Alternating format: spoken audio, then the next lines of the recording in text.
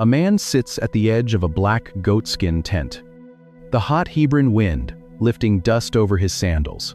A sun sows grain in the middle of a regional famine, and the cracked ground yields 100 times what he planted.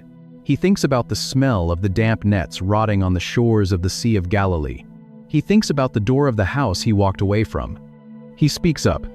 "We have left everything to follow you." It is the ultimate transactional question. We emptied our accounts. We gave you our entire lives. What is the return on investment? Mark chapter 10, verse 30. Jesus does not rebuke the question. He gives Peter a mathematical promise.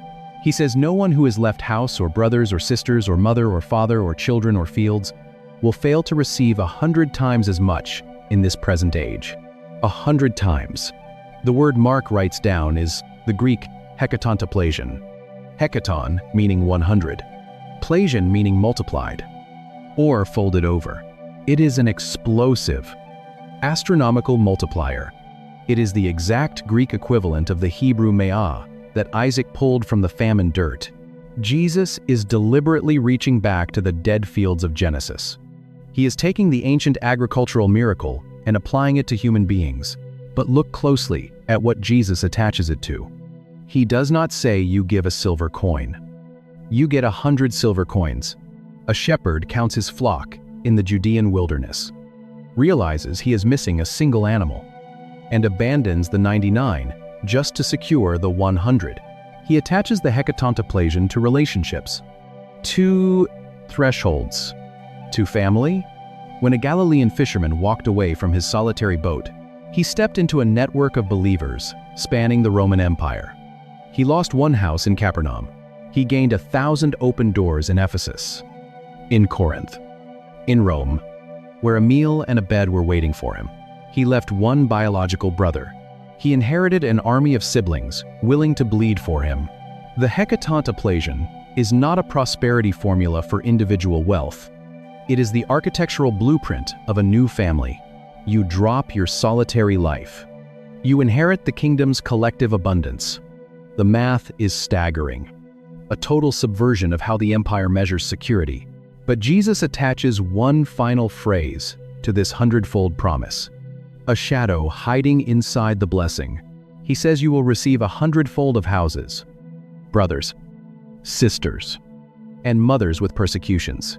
The blessing will not protect you from the fire. The blessing is who sits with you in the fire. The disciples heard the promise of the 100 and stepped into a radically shared life.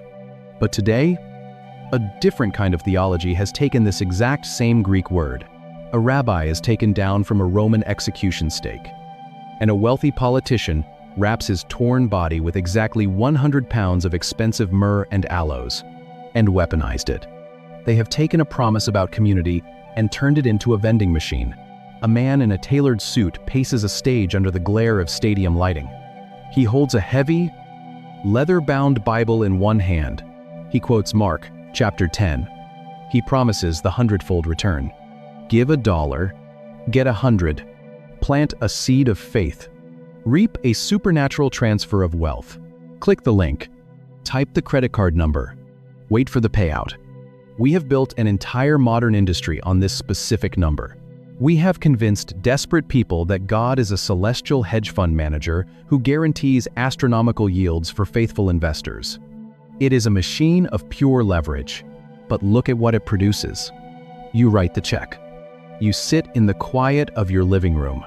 The mailbox stays empty. The bank account drains. The anxiety tightens like a physical band across your chest. Because the modern interpretation completely ignores the dirt of the ancient text. The 100-fold is not a casino payout. It is a communal survival strategy. When you twist the number into a financial guarantee, you isolate the believer. You make it about individual wealth. You make it about private accumulation. In the modern world, the 100-fold is pitched as your personal ticket out of the village. But in the ancient world, the 100-fold meant the entire village survived the winter. Jesus tied the number to the breaking of individual wealth. Same number again and again. Always showing up when the math breaks. Always arriving right when human effort has reached its absolute limit. He tied it to losing your private property and gaining a shared table. You lose a house, you gain a community. You lose a brother, you gain an army. We want the 100-fold return without the shared sacrifice. We want the harvest without having to stand in the famine dirt like Isaac. We want the safety of the 99, while we ignore the one bleeding in the limestone ravine. The transactional faith always leaves you empty-handed. It promises a phantom yield, and it collapses the moment the math stops working in your favor. But there is one final appearance of this number in the Gospels. It happens exactly when all transactions have ended. It does not involve grain. It does not involve sheep. It does not involve a bank account. It involves a staggering physical weight, carried in the dark, toward a corpse. The air in the garden is heavy with the metallic smell of blood and sweat. The sun has dropped below the horizon. The Sabbath is hours away, pressing against them like a wall, dictating every frantic movement. Joseph of Arimathea is pulling shattered flesh from a wooden beam. Then, a shadow steps into the garden. It is Nicodemus. The Pharisee, who only visited Jesus in the dark, is finally stepping into the fading light. Most people read the number 100 inches scripture as just a round figure, an ancient placeholder. And he is not empty-handed. He is hauling jars, heavy, unyielding clay vessels sloshing with thick, fragrant oil. John chapter 19. Verse 39 records the exact weight. He brings a mixture of myrrh and aloes, weighing about 100 pounds. In the Greek text, it is 100 litras Roman pounds, translating to, roughly, 75 modern pounds of pure, concentrated spices. You have to understand the staggering economic weight of this detail. In the first century Roman economy, myrrh is an imported luxury. It is harvested drop by drop from the resin of small trees in the Arabian Peninsula. A normal, respectable burial in Judea might require 5 pounds. A wealthy family might use 10. 100 pounds is an astronomical excess. It is an obscene amount of wealth poured out into the dirt. Historically, this specific, massive quantity was reserved exclusively for one purpose. It was used for the burial of kings. When Herod the Great died, the historian Josephus notes that 500 servants were required just to carry the spices. Nicodemus is hauling a fraction of that. But the implication is deafening. This 100 is not a funeral expense. It is a silent coronation. The religious leader is looking at a bruised, lifeless rabbi who was executed as a state criminal, and he is treating him like the emperor of Rome. They unroll the linen. They pour the oil. The scent of a king fills the hollowed-out rock. All throughout Scripture, the number 100 has functioned as the absolute edge of human capability. It appeared when Abraham's body failed. It appeared when Isaac's field died. A poetic hyperbole for a large, impressive quantity. And it does carry the weight of completion in some texts. It appeared when the shepherd's management reached its limit. Now, we arrive at the ultimate end of human capacity. A dead body resting on a slab of cold stone, the mathematical limit of what biology can endure, and right here, at the absolute edge of the grave, the number appears one last time, wrapped in the linen. They roll the heavy stone across the entrance, leaving exactly 100 pounds of spices to mask the inevitable smell of decay. But Sunday morning proves they brought far too much. The 100 is never just a number. It is a boundary line. A man turned 100 years old in a tent, and a dead womb brought forth a bloodline. A son sowed seed in a waterless valley and pulled 100-fold harvest out of the dust. A shepherd counted 100 sheep on a ledger and abandoned his security to find the one in the dark. A wealthy young ruler clung to his safety and walked away from the kingdom's table. A fisherman left his solitary boat behind and inherited 100-fold family across an empire. A Pharisee dragged 100 pounds of spice into a garden and prepared a dead criminal for a royal resurrection. Same number, same God. But maybe the part that stays with me most is the tension in Isaac's hands, standing in the valley of Gerar. But if you look closer at the Hebrew roots, at the economic reality of the ancient Near East, holding that heavy leather pouch, the dry, cracked earth beneath his sandals, the sheer madness of taking the very last thing you need to survive and throwing it onto ground that has promised you absolutely nothing. Every human instinct screams to hold on to the seed, to protect the 99, to hoard the expensive oil, to count the days and manage the decline. But the 100 demands surrender. If you are in a season where the math of your life is breaking, you know this tension. If you are looking at a relationship, a calling, or a body that has reached its absolute limit, the silence can feel like abandonment. You carry it in your chest, in the tightening of your jaw when you look at the ledger. You have done the work. You have sown the field, and the sky is still brass. You think you have reached the end of the story, but reaching the end of your strength is not a deficit. The emptiness is not a failure of your planning. It is the prerequisite for his provision. You have to step out of the economy of human effort. You have to stop trusting the 10. Stop obsessing over the margins, and let the math break completely. The 100 is not a countdown to your ruin. It is the exact coordinate of his arrival. And may the God who waits at the edge of human exhaustion meet you in your famine. At what actually happens on the other side of every major 100, you start to see something the superficial reading completely misses. May he take the dead seed you are holding, and may he bring 100-fold harvest out of your dry dirt. 100 is not a metric of human achievement. It is the coordinate of human impossibility. It is the exact point on the map where your resources run out, and something else has to take over. The question is, why this specific number keeps appearing at the edge of cliffs? He is looking at his own hands. The skin is thin, translucent, mapped with veins and deep, weather-beaten lines. Why God seems to wait for the 100 mark before he moves. And the answer changes how you read every time you are asked to trust. A promise that seems mathematically absurd. But to feel the weight of this number, you cannot start with the grand miracles. You have to start with the dirt, and you have to look at the cold, hard mathematics of survival in an ancient world. We are a species obsessed with return on investment. You plant a seed. You expect a crop. You put in a day of labor. You expect a wage.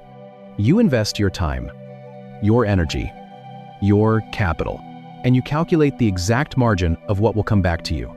This is the math of survival. In the ancient Near East, survival was not guaranteed by a stock portfolio. It was measured in grain. A farmer in 1st century Palestine or Bronze Age Canaan lived on razor-thin margins. You go out into the field. You throw seed onto the rocky, unyielding topsoil. You pray for the early and latter rains to fall exactly when they are supposed to. The average yield for a good harvest in the ancient Mediterranean world was roughly 5 to 7 times what was planted. He is listening to the faint sound coming from the shadows of the tent behind him. It is the sound of his wife, laughing. If the weather was perfect, the soil rich, and the rain steady, you might get 10 seeds back for every 1 seed buried in the dirt. That was a bumper crop. That was enough to feed your family through the long winter, pay off your taxes to Rome or the local king, and have enough leftover seed to sow again the following autumn. But 100-fold? 100-fold is not an agricultural anomaly. It is a biological impossibility. When ancient writers used the number 100 to describe a harvest, they were not talking about a really good season. They were using the language of the miraculous. They were describing an event that shatters the boundaries of natural law. To reach 100, human effort must be completely exhausted. Think about the anatomy of the number itself. 10 is the number of human completion. You have 10 fingers, 10 twos. It is the base of human counting. But 10 multiplied by 10, 100, that is the completion of completion. It is a boundary line drawn in the sand of the ancient world. Everything up to 10, perhaps even 20 or 30, falls within the realm of human sweat, strategic planning, and good luck. But when you hit the number 100, you have crossed over. You have left the economy of human effort, not the laughter of joy. The hollow, breathless laughter of a woman who has just been told a joke too cruel to be funny. It applies to the fields, and it applies to the flesh. The Roman writer Pliny the Elder documented the extreme limits of human lifespan in his era. To reach 60 was an accomplishment. To reach 80 was rare. To reach 100 was to outlive your own generation, your children's generation, and sometimes your grandchildren's generation. Your body at 100 is no longer a vessel of creation. The cellular regeneration has slowed to a crawl. The bones become brittle. The reproductive system shuts down permanently. And yet, this is the exact moment a child is promised. It applies to the fields. It applies to the flesh. And it applies to the flock.